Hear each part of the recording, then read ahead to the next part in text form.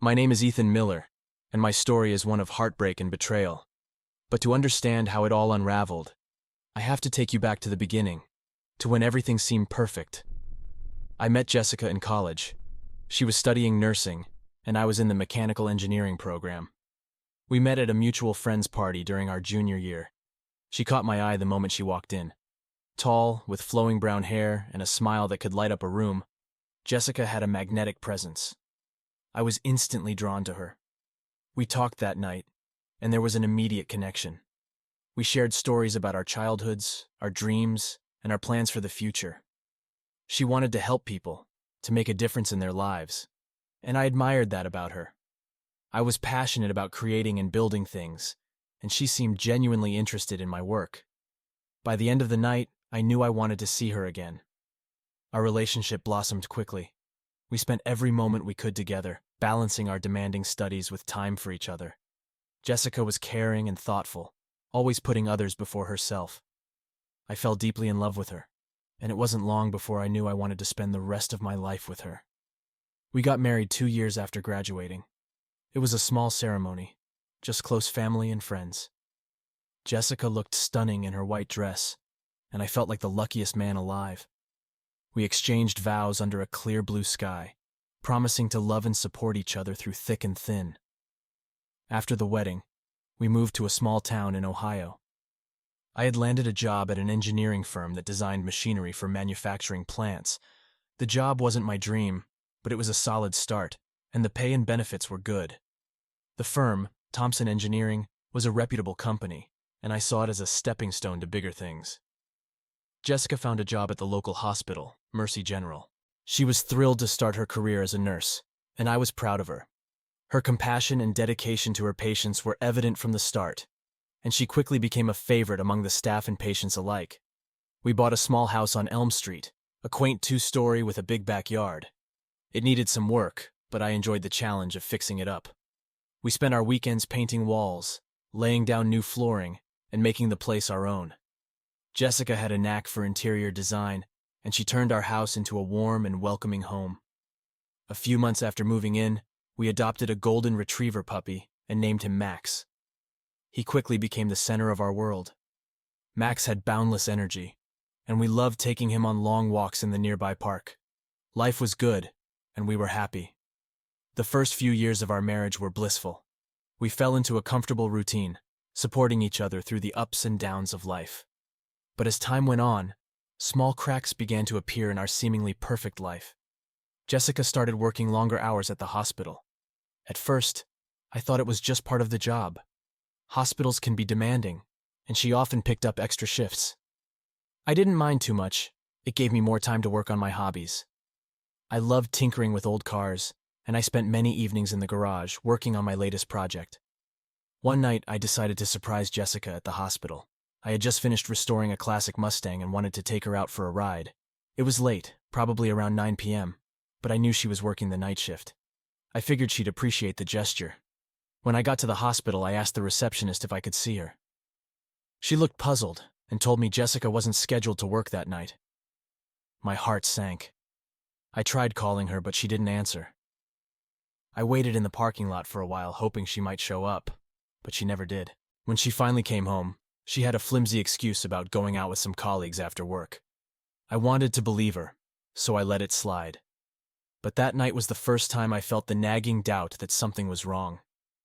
Over the next few months, the lies became more frequent. Dear viewers, more than 90% watch my content without subscribing. If you still have not subscribed, then I ask you to do so. For me, this is the best motivation to continue. Jessica would often come home late, smelling of alcohol and perfume that wasn't hers.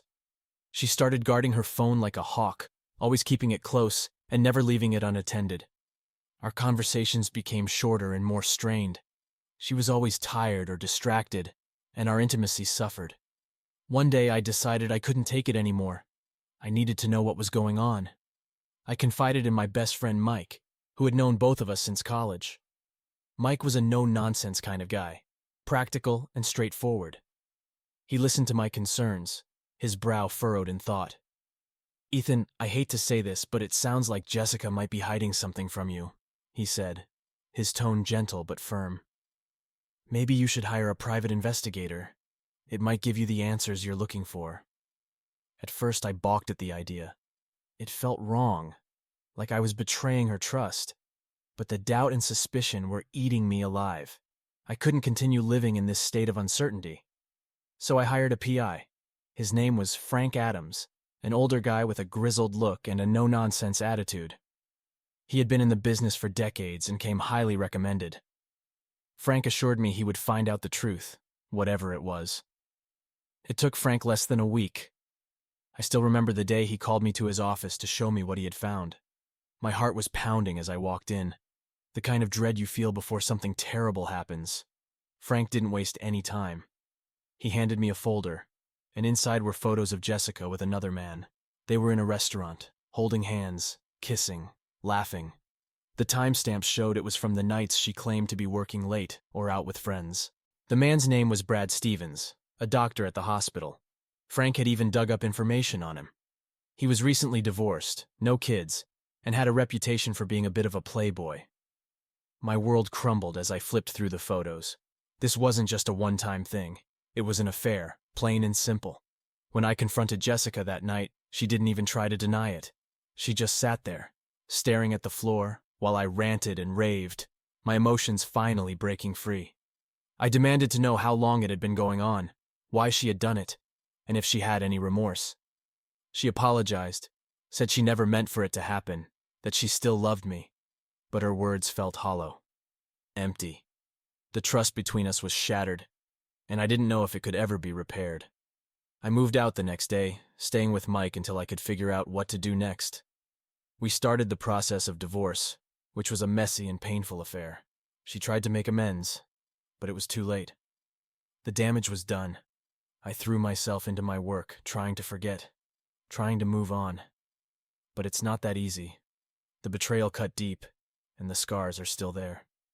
Every day is a struggle, but I'm getting through it, one day at a time. Starting over was the hardest part. I found a small apartment across town, away from the memories of the life Jessica and I had built together. It wasn't much, just a one-bedroom place with a tiny kitchen and a cramped living room. But it was mine. Mike was a constant support during this time. He would come over after work, bringing takeout and a six-pack, and we'd sit on my balcony, talking about anything but Jessica. He helped me furnish the apartment, finding deals on used furniture, and giving the place a sense of home. His wife, Karen, was equally supportive, often inviting me over for dinner, and including me in their family activities. It was a small comfort in a sea of pain. I also threw myself into my work more than ever before. Thompson Engineering had an upcoming project that required extensive overtime, and I volunteered for every extra hour I could get. The project involved designing a new type of conveyor system for a major automobile manufacturer. It was challenging and required all of my focus, which was exactly what I needed. The hours were long, but the work kept my mind occupied. In my free time, I continued to work on my cars. The garage at my apartment complex was small, but I made do. I found solace in the familiar routines of tinkering with engines, fixing up old parts, and bringing the cars back to life. It was therapeutic, a way to channel my anger and frustration into something productive. Max, our golden retriever, stayed with Jessica. It was a tough decision, but with my new schedule and living situation, it was the best option for him. I missed him terribly, but knowing he was in a familiar environment with someone who loved him helped. Despite the support of friends and the distractions of work, the loneliness was overwhelming at times. I missed the companionship, the sense of belonging. Nights were the hardest, lying in bed, staring at the ceiling, replaying the events that led to the end of my marriage. I knew I needed to move on, but the path forward was unclear. About 6 months after the divorce was finalized, things began to change. One evening, while I was working late on the conveyor project, my phone buzzed. It was a text from Jessica. I hadn't heard from her in weeks, and seeing her name on my screen sent a jolt through me. "Can we talk?" the message read. I hesitated, my finger hovering over the screen. Part of me wanted to ignore it, but curiosity and unresolved emotions got the better of me. "Sure," I replied. "When and where?" We agreed to meet at a small cafe downtown the next evening. I spent the entire next day distracted, my mind racing with possibilities. Was she looking for closure? Or was there something more? By the time I arrived at the cafe, I was a bundle of nerves. Jessica looked almost the same, but there was a tiredness in her eyes that hadn't been there before. We made small talk for a while, dancing around the real reason we were there. Finally, she sighed and looked down at her coffee. "Ethan, I'm sorry for everything," she began, her voice trembling. "Dear viewers, I ask you to subscribe to the channel under this video. I will be very grateful to you. I never wanted to hurt you. I just felt so lost." "Lost?" I echoed, a bitter edge to my voice. "You felt lost, so you cheated on me?" She winced, tears welling up in her eyes. "I know it sounds terrible. He was a mistake. I thought I needed something different, something exciting, but I was wrong. I miss you, Ethan. I miss us." Her words hit me like a sledgehammer. For a moment I was tempted to believe her, to give us another chance. But then the images of her with Brad flashed in my mind, and the pain resurfaced. "I can't," I said, shaking my head. "I can't go back to that, Jess. Too much has happened." She reached across the table, her hand trembling as it touched mine. "Please, Ethan. Just one more chance. I promise I'll make it right." I pulled my hand away, my heart aching. "I can't," I repeated, more firmly this time. "I'm sorry." Jessica's face crumpled, and she nodded, tears streaming down her cheeks. "I understand. I'm so sorry, Ethan." We sat there in silence for a while before I finally stood up. "Take care of yourself, Jessica." "You too," she whispered. As I walked out of the cafe, I felt a mixture of relief and sorrow. Seeing her again had stirred up old feelings, but it also made me realize that some wounds run too deep to heal. A few weeks later, I was at a bar with Mike and some colleagues from work. We had just completed the conveyor project, and a night out felt like a well-deserved celebration. The bar was packed, the music loud, and the atmosphere buzzing with energy. We were a few drinks in when Mike nudged me, pointing towards the other end of the bar. "Check her out," he said, grinning. I followed his gaze and saw a woman standing by herself, sipping a cocktail. She was stunning, with dark hair cascading over her shoulders and a confident yet approachable aura. Mike, ever the matchmaker, nudged me again. "Go talk to her, man." I hesitated, still feeling the sting of my failed marriage. But something in me, maybe the alcohol, maybe the need to move on, pushed me towards her. "Hi," I said, trying to sound casual. "I'm Ethan." She turned to me, her eyes sparkling with amusement. "Hi, Ethan. I'm Natalie." We started talking, and before I knew it, hours had passed. Natalie was smart, funny, and easy to talk to. She worked in marketing for a tech company and had recently moved to town. There was an instant connection, a spark that I hadn't felt in a long time. As the night wore on, we moved closer, our conversation becoming more intimate.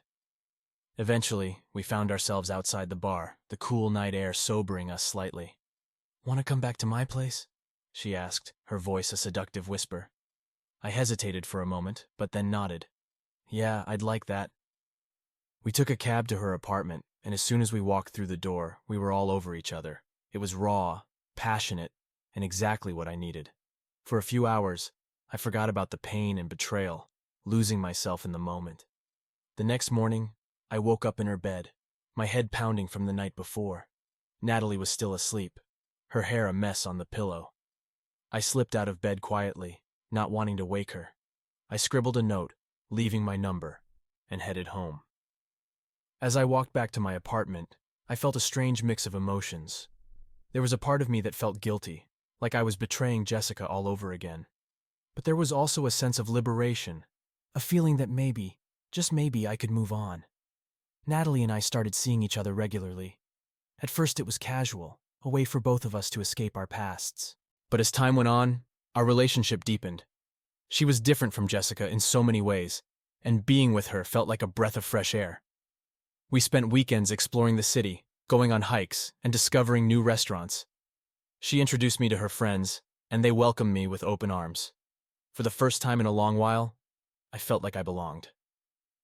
One night as we lay in bed, Natalie turned to me, her expression serious. "Ethan, do you think you're ready for a serious relationship again?" I paused, thinking about her question. I think so, I said finally. Being with you has helped me heal. I don't know what the future holds, but I'm willing to try. She smiled, a look of relief washing over her face. Me too. Our relationship continued to grow, and I found myself falling for her more each day. We moved in together 6 months later, finding a cozy apartment in a nicer part of town. Max, who had been living with Jessica, joined us as well. Seeing him again was like a balm for my soul, and he quickly adapted to his new home. Work continued to be a constant in my life, but now it felt more balanced. I was promoted to project manager, a role that brought new challenges and responsibilities. It was demanding, but I thrived on the pressure. Life wasn't perfect, but it was good. I had Natalie, Max, and a job I loved. The pain of the past still lingered, but it was no longer the defining feature of my life. I had found a new beginning, and I was determined to make the most of it.